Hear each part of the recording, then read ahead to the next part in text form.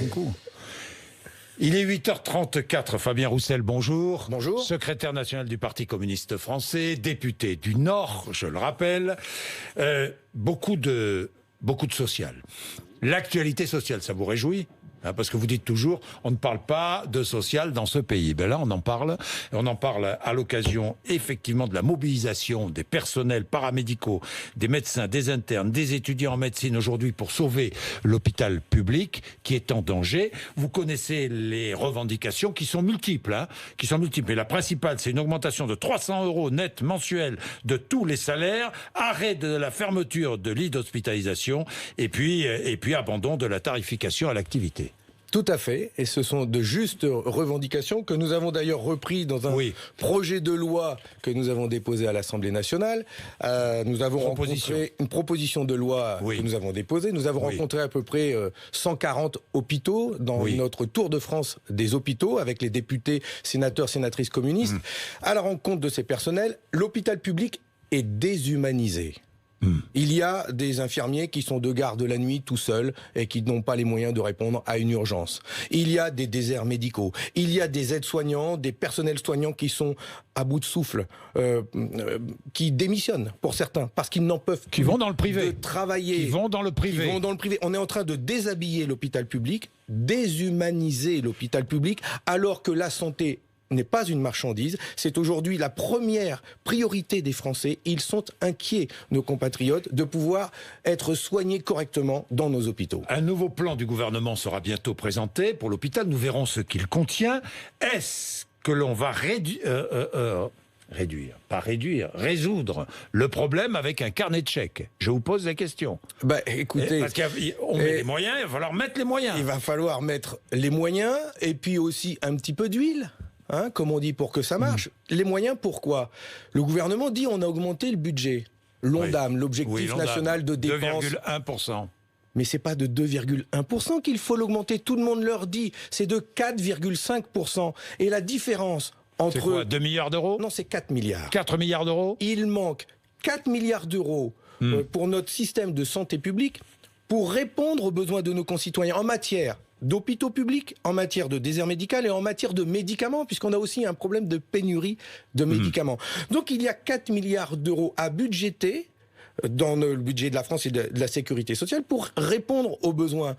Enfin, ce sont des priorités à mettre en œuvre. Au lieu de faire des cadeaux aux multinationales, je vais vous dire juste une chose, on a baissé l'impôt des multinationales de 31 à 28%, et ça nous coûte 2,5 milliards. Voilà, dans le budget 2020, ça c'est une réalité. Donc pourquoi on fait ce choix de baisser leurs impôts à eux qui aujourd'hui vont très bien, n'ont jamais distribué autant de dividendes, mais on sert le kiki de nos hôpitaux. Autant de dividendes et autant de participation aux salariés. Non, ça... Dans beaucoup d'entreprises, oui, du CAC 40, c'est vrai ou faux? Non. C'est vrai ou faux? Faux. Ah bon? Faux, parce qu'un ouvrier de Peugeot, de Toyota, de Renault, allez lui demander combien il touche de participation. S'il touche 2-3 € par mois, c'est beau. Alors que les patrons du CAC 40, ils sont à plus de 5 millions d'euros par an de salaire, en hausse de 12%. Et le jour où vous me direz que les ouvriers ils ont gagné 12% de plus, je vous paye le champagne ici. Bon, d'accord. Non, un verre de vin rouge, de bon vin rouge. Non, mais on pourra le fêter. Parce que 12%, pas d'alcool. Parce que 12% de hausse de salaire, c'est pas arrivé depuis 80 ans. Fabien Roussel, expliquez-moi pourquoi, selon vous, des aides-soignants, des infirmiers, des infirmières, je sais pas, des kinés, préfèrent maintenant quitter l'hôpital public pour aller dans le privé. Pourquoi, selon vous? Parce qu'ils sont mieux payés. Mais c'est terrible. Ça ne devrait pas être cela. C'est pour ça que je vous dis... Parce qu'ils ont des conditions de travail meilleures. Ce qui veut dire que le privé réussit mieux que le public? Ah non, c'est pas du tout ça. C'est quoi? Dans le privé, on paye une prestation. On paye une prestation avec des médecins, des soignants qui sont mieux rémunérés. Donc la prestation coûte plus cher. On va avoir un rendez-vous plus tôt pour passer un scanner, un IRM. Mais comment fait-on? Pourquoi est-ce que le privé réussit et pas le public dans la santé? Non, mais je vous accuse pas. Je vous pose la question. Mais c'est parce qu'aujourd'hui, nous avons besoin d'un système public de santé pour permettre à tous nos concitoyens, y compris, je pense à nos retraités, dont la moitié touche moins de 1 000 € par mois de pension. Voilà, il y a des petits salaires, des petites pensions dans notre pays. Ils doivent avoir accès à un hôpital public de qualité où on est soigné quand on est malade sans avoir à attendre 15 heures sur un brancard. Or, aujourd'hui, ces hôpitaux, c'est eux qui sont malades. Mais il y a des structures privées où vous pouvez aller, où vous n'attendez pas sur un brancard et où vous êtes remboursé de la même manière par la sécurité sociale. Ce n'est... Pourquoi? Non. On n'est pas remboursé de la même manière. Vous rigolez quand on va dans un hôpital privé qu'on n'a pas la mutuelle qu'il faut, on paye. Et ça nous coûte. Et ça nous coûte plus cher. Tout dépend des structures. Et ça nous coûte plus cher quand on peut avoir. On nous le dit d'ailleurs. Vous allez à l'hôpital public, vous demandez à passer un scanner. On vous dit ici à l'hôpital public c'est dans 6 mois. Par contre le professeur il consulte dans l'hôpital privé à côté. Vous pouvez avoir le rendez-vous dans 3 semaines. Faudra payer. Non mais c'est une société à 2 vitesses. C'est-à-dire il y a ceux qui auront la carte de sécurité sociale et il y a ceux qui auront leur carte bancaire. Mais on devient malade. Vous pensez que le privé est réservé aux plus riches? Je ne dis pas qu'il est réservé aux plus riches, c'est qu'aujourd'hui, il y a des gens qui sont dans le besoin, qui ont peu d'argent et qui sont obligés d'aller dans le privé parce que le public ne répond pas à ses missions. Et tout ce que nous demandons, c'est qu'il y ait un hôpital public qui respecte tous nos concitoyens. Peut-être que le privé réussit parce qu'il est mieux organisé. Peut-être que le privé réussit parce que... Je ne sais pas, mais... Mais c'est de la responsabilité de l'État de faire en sorte que nos hôpitaux publics soient en capacité d'accueillir dans le monde rural comme dans les grandes villes tous nos concitoyens, les jeunes, les vieux, les riches, les pas riches, et que tout le monde ait le même accès aux soins. C'est quand même pas difficile, on est dans une république, pas une république bananière, avec des hôpitaux pour les riches et des hôpitaux pour les pauvres, des dispensaires. Donc il faut mettre le paquet. Et puis un peu d'intelligence, moi à Saint-Amand-les-Eaux, avec le maire... Vous avez à Saint-Amand-les-Eaux, comment ça fonctionne? nous avons un hôpital. Nous avons un hôpital que nous... Vous avez un hôpital public? Un hôpital public, mais avec les médecins... Qui fonctionne bien? Qui fonctionne bien, et avec des médecins qui sont organisés en association. Et la mairie, nous travaillons ensemble, et nous allons accueillir 4 jeunes médecins qui sortent de l'école et qui viennent chez nous. Donc ça peut fonctionner, le public? Mais comment ça marche? Nous avons travaillé ensemble. Nous avons regardé quelles étaient les demandes des médecins qui sortent de l'école. Parce que les médecins qui sortent de l'école, ils ont eux aussi leur demande après avoir passé 12 années d'études. Bien sûr. L'hôpital, il est là, lui, il a des besoins en médecins. Et la ville, elle a des médecins retraités qui s'en vont. Donc on a réussi à travailler ensemble. Parce que vous êtes une petite structure. Mais écoutez, moi je vais vous inviter à venir à Saint-Amand-les-Eaux. Mais non, mais avec plaisir, c'est une très jolie ville. Et vous verrez. C'est une très jolie ville. Et vous verrez comment on arrive à faire venir des jeunes médecins chez nous et à lutter contre les déserts médicaux. Donc il y a des questions de moyens, d'argent, et puis aussi de mettre un petit peu d'huile, comme je vous le disais, de parler ensemble pour trouver des solutions. Est-ce que vous pensez que le mouvement de grève du 5 décembre sera fort? Je pense qu'il sera très très fort et que le gouvernement sous-estime la colère qui monte dans notre pays. Une colère profonde parce que le gouvernement n'a pas répondu aux questions de pouvoir d'achat, n'a pas répondu aux multiples revendications qui se sont exprimées dans plein de professions, et cette réforme des retraites fait peur à tout le monde parce que nous avons bien compris que toutes les générations... Mais vous la connaissez, la réforme? Vous la connaissez vraiment dans le détail? Quand on vous dit que c'est une retraite par point et que votre pension... La retraite par répartition ne sera pas effacée. C'est une retraite par point qui fait que votre pension sera calculée sur l'ensemble de votre carrière. Alors vous imaginez bien qu'entre ceux du privé dont la retraite est calculée sur les 25 dernières années, ou ceux du public où elle est calculée sur les 10 dernières années ou les 6 derniers mois de salaire, quand c'est aligné sur la totalité de la carrière, chacun a bien compris qu'il allait perdre. Et en plus de ça, non seulement on va perdre, mais en plus de ça, on va nous dire travailler plus. Comment pouvez-vous dire on va perdre alors que vous ne connaissez pas la valeur du point, alors que vous ne connaissez pas le détail de la réforme, alors que, très bien, qu'on puisse poser des questions avant de connaître la réforme, très bien, mais comment pouvez-vous dire cette réforme est une mauvaise réforme avant même de la connaître? Moi, je voudrais, parce que j'ai même reçu Jean-Paul Delevoye il y a 2 jours, j'ai pas encore compris exactement quelle était la réforme. Parce qu'une retraite... Alors, vous êtes très fort. Mais non. Oui, on est très fort. Vous êtes très fort. Merci. Bon, alors allez-y. Parce qu'une retraite par point se calcule sur l'ensemble de la carrière. Alors qu'aujourd'hui, le système calcule la pension sur les dernières années. Donc quand on calcule sa pension sur les dernières années, on va avoir une retraite correspondante à 55% de ses derniers salaires. Tandis que là, on va... dans la fonction publique, les primes seront prises en compte alors qu'elles ne sont pas prises en compte aujourd'hui. D'accord. Il n'empêche que dans la fonction publique, le salaire, apparemment, la pension est calculée sur les 10 dernières années, et que quand elle sera calculée sur les 40 dernières années, enfin c'est mathématique, je vais pas vous faire un schéma, mais c'est mathématique. Forcément, on perdra, les cadres vont perdre, les ouvriers vont perdre, les employés vont perdre, les hospitaliers vont perdre. Les cadres, vous savez les pompiers vont perdre. Vous savez que les cadres touchent une retraite par points. Vous le savez. Ils ont une retraite par complémentaire, qui est une retraite par points. Mais là, on parle de la retraite générale. D'accord. Le système, l'Agirc Arrco, dont on a baissé aujourd'hui on fait un prélèvement sur les pensions de ceux qui touchent la retraite Agirc Arrco. Donc, eux, ils perdent. Le 5, vous allez vous mobiliser, vous serez dans la rue vous-même, Fabien Roussel? Je serai dans la rue, bien sûr, et cet après-midi avec les hospitaliers, les salariés des trésoreries municipales, et je serai bien sûr le 5 avec l'ensemble des salariés. La réforme des retraites, que proposez-vous au Parti communiste? Au Parti communiste, d'abord, nous disons que la situation actuelle n'est pas satisfaisante. Quand vous avez un retraité sur 2 qui touche moins de 1 000 euros par mois, ce n'est pas satisfaisant. Dans la réforme, nous dit-on, il n'y aura aucune retraite à moins de 1 000 euros. Ouais. D'accord. Nous demandons une retraite qui ne soit pas... C'est ce que vous avez entendu. Vous avez entendu ça ou pas? Non, je ne l'ai pas entendu. Et ça, pourtant, c'est répété, me semble-t-il. Peut-être. Bon, d'accord. Nous demandons qu'il n'y ait pas de retraite en dessous du SMIC. Voilà. Pas de retraite en dessous du SMIC pour une carrière complète. Incluant les périodes de formation, de chômage, c'est un peu le cas aujourd'hui, et y compris les périodes d'inactivité, de maternité, etc. Nous demandons à ce que cette retraite soit financée en prenant en compte comment toutes les richesses que nous produisons dans notre pays. D'abord, les revenus financiers, le capital, doit cotiser. Aujourd'hui, le gouvernement fait peser son financement de retraite sur le travail. C'est nous, les travailleurs, qui devons payer. Nous disons, partageons. Ça doit être le travail et le capital qui doit cotiser, comme tout le monde. Sur la fiche de paye de Bernard Arnault, quand il reçoit ses dividendes, il y a 0% de cotisation pour les retraites. Nous demandons qu'il cotise au même titre que tous les employeurs, 10%. Ça rapporte 30 milliards. Nous proposons autre chose. Un système révolutionnaire, Monsieur Bourdin. Allez-y. De moduler les cotisations sociales des employeurs en fonction de leur politique, en faveur de l'emploi, de la parité salariale et de l'écologie.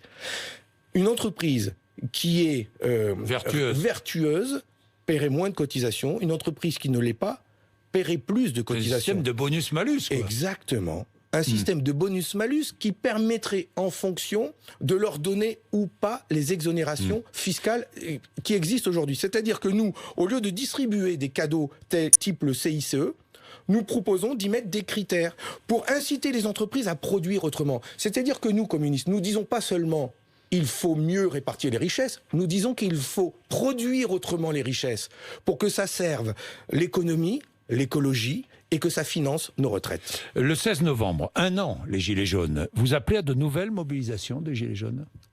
Les nouvelles mobilisations sont celles du rendez-vous du 5. Les Gilets jaunes appellent le 5 à venir. Mais bien sûr. C'est la convergence. Donc pas de nouvelles mobilisations tous les samedis. Maintenant, il faut tout concentrer sur le 5. Oui, soyons tous ensemble. C'était une revendication tant des salariés, tant des syndicats que des Gilets jaunes que nous nous retrouvions tous ensemble. Donc allons-y les Gilets jaunes, allons-y le 5. Allons-y dans le 5. Allons-y le 5 avec dans des le calme. Grèves reconductibles, grève générale. L'objectif, c'est que le gouvernement retire sa réforme et que nous puissions discuter de toutes les propositions qui sont sur la table. Parce qu'il faut une réforme des retraites. Il faut une réforme des retraites. Donc, ce que nous voulons, c'est pas bloquer le pays et puis mettre le pays à feu à sang. C'est pas un objectif, ça. Ce que nous voulons, c'est d'avoir une vraie réforme des retraites qui réponde aux besoins de notre pays. Que le gouvernement retire sa réforme et tout va bien se passer. No stress. L'étudiant qui s'est immolé à Lyon, c'est un acte politique pour vous ? C'est un acte désespéré qui révèle la précarité insupportable subie par nos étudiants aujourd'hui. 20% de nos étudiants vivent sous le seuil de pauvreté, Monsieur Bourdin. 20%. Dans notre pays, 6e puissance économique mondiale, très riche, etc. On est fiers de nos capitaines d'industrie. Et 20% de nos étudiants vivent sous le seuil de pauvreté. J'ai lu dans une étude que 14% d'entre eux n'ont même pas les moyens de se payer un ticket de restaurant au Crous à 3,50 €. Enfin, dans quel pays vit-on ? On ne peut pas créer les conditions pour que, comme ils le demandent, les bourses soient augmentées, qu'ils soient plus nombreux à en bénéficier, qu'on leur rétablisse les 5 € d'APL qu'on leur a enlevés, que ce gouvernement leur a enlevés. Est-ce que vous demandez la création d'un salaire étudiant ? C'est certains syndicats. Oui, une sorte de revenu minimum, salaire étudiant, en tout cas les moyens, que les étudiants ne soient pas obligés de travailler comme ils sont obligés de le faire aujourd'hui. Mais il y a une inégalité injuste entre l'étudiant dont les parents ont les moyens, vont lui payer un appartement et vont lui dire « Tiens, on va te donner 800 € par mois, t'as pas besoin de travailler ». Et l'étudiant, fils d'ouvrier, d'employé, d'infirmière, qui va devoir aller dans un logement étudiant, quand il y en a, et quand ils sont pas pourris, et qui n'a pas les moyens de lui donner 800 € par mois. Cet étudiant-là va devoir travailler au resto, à McDo, à vendre des fringues. Eh bien, c'est pas juste, parce qu'ils n'ont pas la même chance de réussir entre celui qui est obligé de travailler et celui qui n'est pas obligé de travailler. Il faut les mettre à égalité. Fabien Roussel, conférence de François Hollande annulée, c'était à Lille mardi. Des étudiants parfois cagoulés sont entrés dans la salle, ont renversé des tables, ont déchiré le livre de François Hollande. Est-ce que ces étudiants doivent être sanctionnés? Sanctionnés, comme vous y allez fort, c'est bon. Des livres, ça ne se déchire pas. La fac, c'est un lieu de connaissance, d'enseignement, et on doit pouvoir y tenir des débats. Mais encore une fois... Mais attendez, déchirer des livres, mais... c'est une bonne action, c'est une action intelligente. Je vous pose franchement la question. Moi, et qu'auriez-vous dit si des étudiants d'extrême droite étaient venus, je ne sais pas moi, la fête de l'humanité, dans un stand, et auraient déchiré des livres? Qu'auriez-vous dit? Qu'auriez-vous demandé? Je dis ce que je viens de vous dire, c'est que ce ne sont pas des modes d'action, ce ne sont pas ceux que nous avons. Ouais. Et je dis que dans ces lieux-là, on apprend, on débat, et donc c'est fait pour ça la fac, d'abord. Mais donc pas de sanction. Je veux revenir sur ce qui a suscité ce mouvement de colère. Non, mais de la d'accord, part mais je vous pose une question, pas sur ce qui a suscité. Mais Monsieur Bourdin, de sanction. J'entends bien ce que vous voulez me faire dire, mais écoutez ce que j'ai à dire. Faire dire, c'est que je voudrais que vous nous disiez votre pensée, le fond de votre pensée. Le fond de ma pensée, c'est qu'aujourd'hui, malheureusement, dans notre société, tout est fait pour opposer les Français entre eux et susciter de la violence, de la radicalisation. Je vais vous dire, Macron et Le Pen... Vous ne condamnez pas la violence, ni la radicalisation. Macron et Le Pen sont d'accord. Monsieur Bourdin, j'ai bien entendu ce que vous voulez me faire dire. Écoutez ce que j'ai à vous dire. Bon, allez-y. S'il vous plaît. On va voir si vous allez... Écoutez, je vous dis ce que je ressens. Parce que toutes les semaines, il y a un fait d'actualité comme ça. Oui. Toutes les semaines. Il y a une radicalisation des mouvements de protestation. Et je vous dis que tout est fait pour organiser cette montée de la violence. Tout est fait pour opposer les Français entre eux. Que ce soit des étudiants qui protestent contre ceux qui veulent écouter une conférence. Que ce soit les Français musulmans contre ceux qui ne sont pas musulmans. Que ce soit les agriculteurs qui seraient des empoisonneurs contre les Français qui seraient bio. Que ce soit ceux qui payent des impôts contre ceux qui n'en payent pas, qui seraient des profiteurs. Que ce soit les cheminots qui bloquent les trains contre les usagers qui sont embêtés d'aller travailler. Ben vous voyez tous ces Français-là, pour moi c'est les mêmes. C'est les mêmes, c'est la classe du monde du travail. Et tout est fait par Macron et Le Pen pour les diviser, pour diviser cette classe du travail, de mettre d'autres sujets. Oui, pour moi c'est la classe du travail. On fait tout pour désunir le monde du travail, pour faire en sorte que tout cela puisse rejoindre leurs revendications. Je vous demande tout simplement, est-ce qu'il faut, oui ou non, les sanctionner? Je vous pose simplement, oui ou non, est-ce qu'il faut les sanctionner? J'ai bien compris votre question et moi, je n'ai pas encore compris votre réponse. Eh bien, je viens de vous faire ma réponse. Bon, ma réponse, c'est de trouver le moyen d'unir toutes celles et ceux qui aujourd'hui veulent vivre dignement dans notre pays, qu'ils soient pompiers, qu'ils soient étudiants, qu'ils soient fonctionnaires, qu'ils soient soignants, qu'ils soient agriculteurs. Pour moi, c'est la même famille, c'est le même monde du travail, c'est la France. Et cette France qui veut travailler, qu'elle soit métissée, qu'elle soit blanche, qu'elle soit religieuse ou qu'elle ne le soit pas, pour moi, elle est une. Et c'est cette France-là qu'ils veulent diviser et que je veux voir rassembler. Donc ne me demandez pas de mettre un coin sur l'un ou sur l'autre, je les aime tous. Voilà. Bon, Fabien Roussel, je termine avec la manifestation de dimanche dernier contre l'islamophobie. Vous n'y êtes pas allé. Non. Vous n'avez pas signé le texte, contrairement à d'autres communistes. Exactement. Vous n'avez pas signé le texte. Tout à fait. Alors, j'ai vu que l'étoile jaune sur le vêtement d'une enfant, les Allah Akbar criés à la foule, n'ont pas gêné François Ruffin. Vous, Vous avez été gêné par Il faut poser la question à François Ruffin. Non, mais lui, on l'a évidé. il a répondu. Ça me gêne pas. Ça vous gêne, vous, ou pas? Écoutez, moi, j'ai pas signé cette tribune parce que il y avait et des personnages sulfureux et des termes ambigus. Je ne partageais pas. Nous avons donc fait notre propre texte à nous, du Parti communiste français, pour rappeler les valeurs de la République et la défense de la laïcité et le respect de tous nos concitoyens. Mais est-ce que ces faits-là vous gênent? Mais bien sûr que ça me gêne. Mais enfin, à chaque fois, Monsieur Bourdin, on va parler ici de sujets comme ça qui sont, oui, gênants, oui, pas acceptables. On ne compare pas la Shoah avec ça. Mais moi, ce que je voudrais vous parler, c'est de ça, par exemple. Vous savez ce que c'est, ça? Ça, c'est pas le bonnet du Père Noël. Ça, c'est la courbe de la pauvreté dans notre pays. Vous voyez, elle n'arrête pas d'augmenter. Mais pourquoi on ne parle pas autant de tout cela? Pourquoi on ne dit pas aujourd'hui qu'il y a eu 200 000 personnes vivant sous le seuil de pauvreté en plus? Dans notre pays, il y a plus de 9 millions de personnes qui vivent avec moins de 980 € par mois. C'est la politique de ce gouvernement. La pauvreté augmente et on va nous se déchirer entre nous, là, entre travailleurs, non-travailleurs, à gauche, entre partis de gauche, entre politiques de gauche, mais vous êtes déchirés tout le week-end sur les réseaux sociaux, mais tout le week-end, entre ceux qui ne voulaient pas y aller, ceux qui ne voulaient pas signer. Détrompez-vous, c'est vous qui voulez montrer qu'il y a tant de divisions, alors qu'à gauche, pour défendre les valeurs de la République et la laïcité, nous parlons d'une seule voix. Bien. Fabien Roussel, merci. Il est 8h55.